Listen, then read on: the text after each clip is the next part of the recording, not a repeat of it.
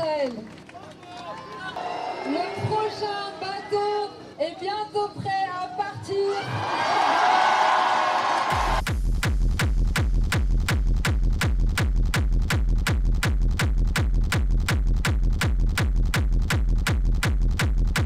Et apparemment elle a fait une petite grève de la faim, elle a écrit sur les murs Free Palestine, ils voulaient lui faire signer que ce qu'ils avaient fait était illégal, ce que 3 personnes ont fait et ont pu du coup suite à ça retourner dans leur pays plus tôt. Elle n'a pas signé, elle est restée dans ses convictions et là elle va relancer « Ah Meir Habib, yes, let's go !» Un peu marrant, moi tout à l'heure, le mec qui est venu tout à l'heure me faisait fortement penser à Meir Habib. Moi je pense que c'est un quai de famille. La malheureuse, elle a été prise en otage, elle est épuisée par une terrible grève de la faim, qu'elle continue comme on le voit sur la photo. Ses ongles sont cassés, rongés, brisés à force d'avoir gratté les murs de sa cellule.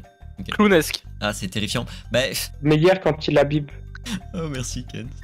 En fait, le truc, c'est que de l'ironie, il n'y a pas de truc très clair, pas de truc très sérieux. C'est que, bon, il est incapable de dire un truc premier degré, il a fait un truc un peu ironique, mais du coup, il ne dira pas ses idées. Bon, il le fait très clairement quand il veut, hein, mais là, il y aura autant de bateaux que nécessaire pour briser le blocus à Gaza, Rima Hassan. Pensez ce soir à Yanis Mamdi, journaliste français de Blast, qui est toujours emprisonné par l'état génocidaire israélien. Ah, tout le monde n'est pas revenu. Il y a le journaliste français de Blast qui est toujours là-bas. Visiblement, ouais. Donc, faut pas lâcher le pressing, c'est pas terminé, tout le monde n'est pas rentré. Rima Hassan était en grève de la faim pour protester contre des conditions de détention, et la team génocide voulait qu'elle continue alors qu'elle est libre. Faudrait lui faire un effort d'être moins con si vous voulez retourner l'opinion publique. En grève de la faim à l'aéroport, bah oui, ouais, ok. Bah à l'aéroport, elle a pas besoin de faire une grève de la faim, enfin vous allez être sérieux en mode, bah elle va se laisser mourir tant que la Palestine. Bah non, c'est pas le sujet. On peut regarder Histoire crépue, je trouve que ça va peut-être être plus intéressant que Hugo décrypte. Pour être sûr que je comprenne bien, hein, parce que voilà, c'est la partie donc arabe, donc le début de la Palestine. Ce qui se passe chez eux, c'est que on leur promet un truc de libération et ce qu'ils ont à la place, c'est ils continuent à être sous tutelle de la France et des Britanniques. De ce que j'ai compris, oui. Depuis le début, ils étaient en majorité. Il y avait des juifs, progressivement on les installe sur ce territoire-là, ok, pourquoi pas. Après, les raisons, que ce soit pour des raisons des raisons religieuses vis-à-vis du fait qu'il faut qu'ils aient une terre sacrée ou je ne sais quoi. Mais ce qu'il y a, c'est que, ok, bon, il peut y avoir des terres qui sont pas prisées, peut-être. Et là, je précise bien pour les juifs parce que l'État d'Israël ne se forme pas encore. Et que les juifs ont, de ce nom, juifs, ont un territoire parce que c'est promulgué par leur religion et aussi parce que de toute façon ils sont dans un territoire, ils ont envie d'avoir un espace à eux, j'imagine, et que comme ils doivent se disputer entre eux, c'est ce que je comprends. Ouais, de ce que je capte aussi, hein, ça se dispute entre eux. Bon, pourquoi pas, mais alors le problème c'est que là je dis les parents français et britanniques qui doivent gérer la dispute de ces deux-là parce qu'ils les ont gardés sous leur contrôle à chacun. Il y en a un qui libère et il y en a un autre qui garde sous occupation. Ok. Et donc, oui, Israël est de plus en plus formé parce que les Juifs étaient pas en sécurité en Europe, et ça, je peux le concevoir avec ce qui s'est passé. Et du coup, ça s'est développé de plus en plus en Israël. D'autre choix que de se battre sur place. Voilà. Et du coup, Econo, je rêve d'un jour où l'IA me permettra de regarder la suite de la série Minecraft 7ème ciel. C'est bien ça. C'est quoi le rapport avec la vidéo? C'est super Econo. C'est super Econo, franchement. J'aurais aimé que Bastio soit là, quoi. Moi, je serai plus efficace la prochaine fois, je le promets. J'ai appris plein de trucs sur vraiment la fondation du truc et sur le fait que, qu'au final, le problème, c'est l'Occident, mais voilà.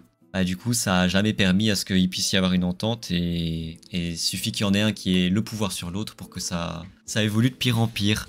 Mais ouais, il y a plein de contextes, plein de trucs, plein de détails, c'est très intéressant. Il y a Econo qui m'a renvoyé encore un truc en privé, un TikTok avec des singes. Super. Merci Econo. Bon, c'est bien. J'ai envie de le mettre maintenant parce que c'est assez drôle et ça rappelle bien ce qui s'est passé aujourd'hui avant que vous partiez. Ça dure pas longtemps, je juste le passage. Je le vois avant de partir, je regarde ça. Putain, mais il n'y a pas meilleur que d'avoir une réaction d'un mec qui a un masque. Je vais remettre son truc, hein, tant pis, je vais réagir à une réaction, c'est pas grave. Développe jamais, c'est que s'il s'agissait d'un génocide, ce serait le premier génocide de l'histoire où la population augmente. Et celle-là, c'est le Vendéen qui vous parle. Il y a quand même beaucoup de La population augmente. Non mais il y a quand même beaucoup de morts. enfin, Jules Torres, vous avez comprenez bien la population, l'aspect monstrueux de votre propos. Jules Torres, évidemment, ce que vous dites comment dire, n'est pas possible. Pourquoi? Simplement. Mais parce que les attaques israéliennes tuent beaucoup de Gazaouis, malheureusement. C'est terrifiant que Pascal Praud soit plus gauchiste que le gars qui est venu tout à l'heure. C'est terrifiant. Il y a des morts, et notamment des enfants. Personne ne peut sortir. Personne ne peut sortir. Tu es sous les bombes. La population augmente. Il y a quelque chose de choquant dans ce que vous dites, dans cette période-là, admettons-le, cette période qui est si particulière pour les Gazaouis, qui chaque jour enterrent leurs morts. Je ne conteste pas. Bon, alors En revanche, je ne veux pas dire que ce soit une bonne opération sur le plan démographique. Ce n'est pas une bonne opération sur le plan démographique pour eux. Il a quand même réussi. Ouais, allez, c'est bon. Ok, le masqué. Mais c'est... Ouais. C'est surprenant. Moi, en fait, quand il a prononcé ces mots, ça m'a rappelé ce passage-là qui... Enfin, ça m'étonne énormément de la part de Pascal Praud de défendre un tant soit peu ce truc-là. J'ai pas compris pourquoi. C'est comme BHL quand il a eu son petit moment d'illumination avant de se rattraper. Mais voilà. En tout cas, ça conclut bien cette partie-ci. Ah bah, tu me diras après-demain comment ça s'est passé. Bien sûr. C'est ton premier tournoi d'échecs? Non, c'est le 3e là. Et c'est le 3e. Le premier, j'avais fini 4e sur 35. Oh, pas mal. Non, mais en gros, aux échecs, si tu veux, t'as déjà de base le principe, la thématique principale des échecs, c'est l'ouverture. C'est-à-dire que t'as énormément de répertoires.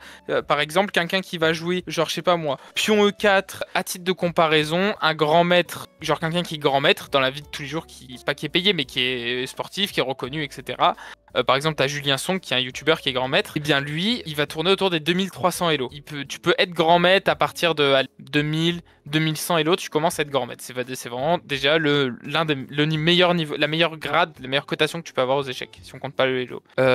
Ensuite, en tous les grands maîtres, bon bah tu vas avoir la partie des gens qui commencent à être très bons aux échecs mais qui ne sont pas encore grands maîtres. Ça va être entre 1700 et 2000 Elo. Ça, c'est toutes les personnes qui sont très bien, qui font des tournois, qui peuvent battre des grands maîtres en partie classique, mais pas plus. Donc je parle vraiment uniquement du classement FIDE et pas du classement que tu peux avoir sur un jeu d'échecs comme Chess.com qui est le plus référencé pour tout le monde. Donc après, en dessous de 1500, tu vas avoir entre 1200 et 1500, c'est des gens qui savent très bien jouer et qui commencent à vraiment approfondir leurs connaissances. Entre 1000 et 1200, c'est mon niveau. Donc c'est des gens qui savent bien jouer, qui connaissent le principe des échecs mais qui font encore beaucoup trop d'erreurs, beaucoup trop de manqués ou de thématiques qui sont pas connues alors que c'est la base.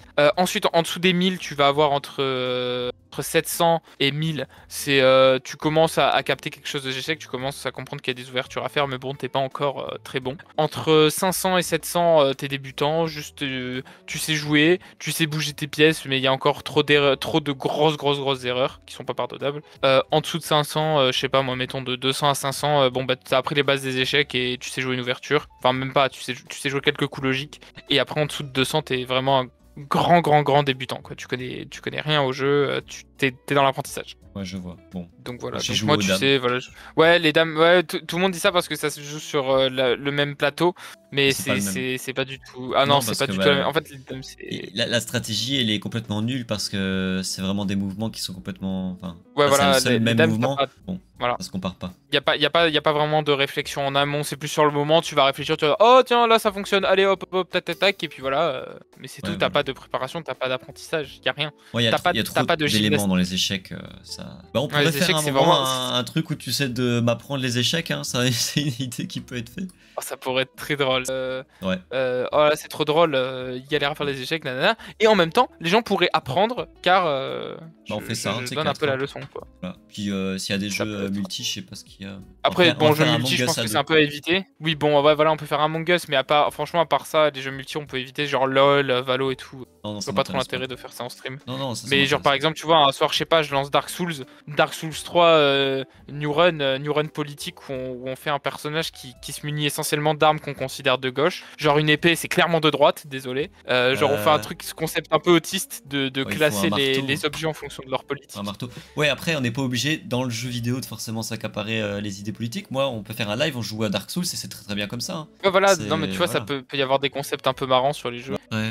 Mais après je comprends que ça te tente pas. Si, ça me tente. Ça me tente très bien, genre de truc un peu.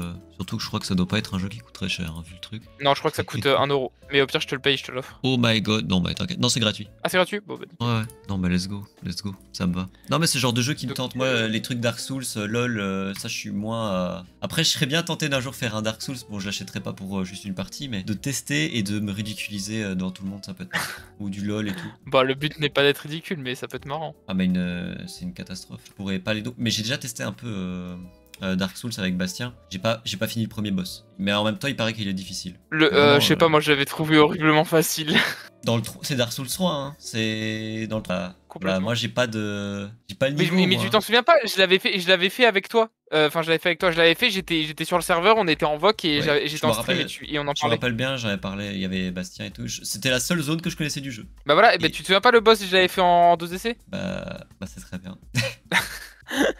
Moi je suis resté bloqué méga longtemps. Ouais, je pense que tu aimerais plus, mais Elden Ring c'est plus compliqué. Plus encore. Bah oui, bah après c'est vrai que là, tu me dis 14 heures de... Y a pas des modes de difficulté là? On met facile et c'est bon. Non, y a pas. Alors dans Elden Ring tu as un petit peu plus, parce que dans le sens où Dark Souls, bon t'as beau faire tout ce que tu veux, tu pourras jamais trouver le jeu facile à aucun moment. Genre même moi à des moments sur Dark Souls, bon bah j'ai un peu galéré. Ouais. Alors que Elden Ring, si tu veux, une fois que t'as battu un peu les premiers boss, parce qu'il faut... bon, les premiers boss seront durs dans tous les cas. T'as pas le choix, les premiers boss ça va être compliqué, faut connaître le jeu, c'est comme ça. Donc une fois que tu vas passer, mais vite, vraiment tu passes les 3-4 premiers boss, à partir de là tu vas pouvoir essayer de faire un build, ça veut dire mettre tant de... C'est un peu comme un jeu de rôle en fait Elden Ring. Tu peux mettre tant de points dans la force, tant de points dans la vie, tant de points dans l'endurance, tant de points dans l'intelligence, tant de points dans la foi, et ça permet d'augmenter ton personnage. C'est vraiment comme un jeu de rôle. Ce que tu peux faire en fait, c'est te dire, bon bah tiens, je vais trouver un endroit pour farmer, ça veut dire farmer des runes, c'est l'or qui t'est droppé quand tu tues un mob. Bah tu peux dire, tiens, je vais trouver un endroit où je peux tuer le plus de mobs possible en le moins de temps possible, et ce qui me rapporte le plus de runes possible. Pour ça, bon bah t'as des tutos sur internet, trouver tel truc et y aller. Voilà, bon c'est toujours un peu compliqué hein, de trouver le spot, faut toujours, voilà, ça prend du temps, mais tu peux trouver et donc farmer les niveaux assez vite pour quand t'arrives au boss, être vraiment plus fort et mettre vraiment beaucoup de dégâts. Bon c'est un peu dommage parce que ça tue un peu le jeu, mais c'est complètement possible de le faire, et en soi, bon bah tu vois quand même les boss, tu vois quand même les patterns, et tu t'imprègnes toujours de l'ambiance. Ok, ça va. Donc ouais, tu pourrais, théoriquement tu pourrais faire ça, ouais. Tu pourrais t'entraîner à battre juste vite fait les premiers boss, et une fois que tu les as battus, bah tu t'explores vraiment, t'apprends vraiment à connaître le monde, tu trouves quelques endroits de points de farm, enfin il y en a un qui est principal, mais faudra que tu fasses du coup une petite quête pour y arriver, tu vois, donc déjà c'est marrant, tu vois, tu vas trouver ce truc, mais ça t'est pas donné, c'est vraiment, faut le trouver, t'as une petite quête pour y aller, etc. Donc ça reste, tu gardes quand même ce côté difficulté et amusant, je pense. Ouais, je peux pas dire que Panther, en tout. C'est un truc comme ça que Panther il attaquait, j'avais vu. Ouais, non mais Panther était vraiment très nul, hein. Vraiment, je t'assure que... Ouais, mais je sens que je vais être pareil, hein. Mais à force, je pense que bah voilà, en fait, tu vas galérer sur les premiers boss, tu vas comprendre que bah voilà, faut faire des roulades à tel moment, faut sauter à tel moment, faut esquiver à tel moment. Tu vas comprendre tout ça, et à force, petit à petit, tu vas mettre beaucoup plus de temps que les autres, je pense. Mais petit à petit, tu vas réussir comme ça à comprendre les patterns des boss, à comprendre que ça sert à rien de spam la roulade, à comprendre qu'il faut réfléchir, un peu regarder comment le boss se positionne pour être vraiment rapide. Ok, c'est cool. Donc, moi, avec ce jeu-là, je peux vraiment y jouer toute ma vie, hein. Je peux sans le terminer. Bah, c'est celui-là que t'as goldé. Moi, tu l'as platiné? Ouais, c'est lui que j'ai platine. Mais en vrai, là, vraiment, ça me dérange pas de. Je l'ai déjà fait, la dernière fois avec ma soeur parce qu'elle kiffe le jeu aussi. Et elle aime bien me regarder jouer. Bon, elle est trop petite pour jouer, mais genre, elle vient dans ma chambre, j'ai lancé une run d'Elden Ring. Et franchement, c'est trop bien de juste des fois aller sur la run, qui est vraiment au tout début, hein. Mais je m'amuse, tu vois, je joue encore et je pourrais faire 150 runs comme ça parce qu'elles sont toutes différentes. Sauf si tu fais à chaque fois le même schéma, mais bon, c'est nul. Autant, je sais pas, aller prendre de nouvelles armes à chaque fois, améliorer de nouvelles armes, faire un nouveau personnage, des nouvelles caractéristiques. Enfin, je sais pas, c'est trop bien. Ok, c'est intéressant. Je trouve magnifique le jeu. C'est vrai qu'après, c'est vrai que pour le gameplay, est-ce que je vais m'en sortir? Je pourrais le tester un de ces 4. Moi, je pense que oui, tu pourrais t'en sortir. Avant ça, faut que je finisse Outer Wild. Et puis après, j'ai Bastien qui va me faire jouer à Project Zomboid là. Ça, j'arrive pas à capter l'intérêt, ça. Ah, moi, ça, j'adorerais plus. Moi, j'adorerais. Ah ouais? J'ai toujours voulu un jeu, il faut survivre et tout, en mode Walking Dead. Ça me plairait de fou. Mais après, ouais, c'est vrai, moi, réfléchir à tous les patterns, les machins, je vais devenir fou, mais je vais péter un plomb très vite. Mais ouais, faudrait que je teste. Parce que j'ai jamais touché, c'est terrible. Oh putain, il fait tard. Je sais pas si je vais rester beaucoup plus longtemps, mais je vais regarder quelques petites vidéos qui restent, et puis après, je vais partir. De toute façon, il me reste plus grand chose à regarder. Ça marche. Ça marche. Bah écoute, ce que je fais, c'est que demain, je prends la VOD et je te l'envoie. Ça va, ça je pourrais faire un petit truc. Ça, si tu veux faire ton montage, tu te régales. Ouais. Je pense que juste ça, quand on parle avec le mec qui est vraiment déconnecté là, c'est ça juste ce moment-là est marrant, et on peut garder quelques moments où tu réagis à la vidéo et les moments où on se présente. Genre au moins le truc présentation. et quelques moments où ça Oui, parle des avec petits passages marrants. Et pour commencer la VOD, je mets justement le moment où je pète un plomb. C'est bien de le faire venir, mais très vite faut couper court quand on voit que ça sert à rien. Et on a pris un peu trop de temps, mais bah c'est normal, hein, c'est le premier live. Il y a ce côté où effectivement, en fait, ces petites stratégies de donner des éléments de détail de un tel moment, qu'est-ce qu'il y a en 2005, est-ce que c'est un moyen zémouriste de sortir la personne en face de ses capacités, parce que c'est la personne qui pose les questions qui semble intelligent, mais simplement on connaît pas tout, et ça c'est vraiment le Graal pour eux, parce que le conflit, il y a plein de détails, et du fait qu'il y ait plein de détails, eux ils vont sortir un petit détail, ils vont dire ah t'es pas au courant de ce truc là, ils vont te faire un quiz, et faire un quiz à la Julien Lepers c'est pas utile, c'est pas ça qui fait que en fait je vais tolérer qu'il y ait un génocide. Après ils considèrent qu'il y en a pas, mais donc je vais regarder un petit peu de contenu, je vais me renseigner là-dessus. Concrètement avec ce que j'ai vu c'était déjà pas mal la vidéo, mais je vais encore regarder encore. Ouais. Ce sera pas le dernier live qui parlera de la Palestine. Allez, moi je te laisse. Salut. Ciao. Eh ben, ne reste en vogue que moi seul. C'était assez mouvementé, j'ai bien aimé ce qui se passait. Un peu désolé d'avoir été un peu énervé pour pas grand chose. Faudrait que je prenne en compte le fait qu'il faut pas inviter n'importe qui. Alors moi, le problème que je donne au crayon, c'est que tu peux parler avec quelqu'un, parce que de toute façon en vogue tu peux très facilement couper court, accrocher et passer à autre chose. Le problème étant que c'est un but de désinformation. C'est pour ça que quand je dis Israël, c'est comme quand je cite la France ou la Belgique, c'est que je ne cite pas la population israélienne. Ils ont toute la propagande qui leur tombe au nez. Quand ils s'échappent de cette propagande et qu'ils essaient d'avoir un avis différent, ils font comme un suicide social, ils perdent tous leurs proches. Donc de ce fait, ils n'ont pas trop le choix, pas vraiment le choix.